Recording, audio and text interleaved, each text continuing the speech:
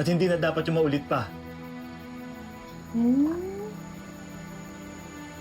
Pero aminin mo, nag-enjoy ka, di ba? Bakit hindi natin ituloy? Wala namang makakaalam. Teha, may asawa ko. At girlfriend ka ng kapatid ko. Mali ito. Hindi ka nga dapat nagsasaya eh. Ano ako? Para usan mo? Ngayon na ilabas mo na yung init ng katawan mo, kakalimutan mo na lang ako, ganun-ganun na lang? Eh, hindi yun ang ibig kong sabihin. Ang ibig kong sabihin, hindi na to dapat maulit pa. What happened in this house stays in this house. Naiintindihan mo? Hindi!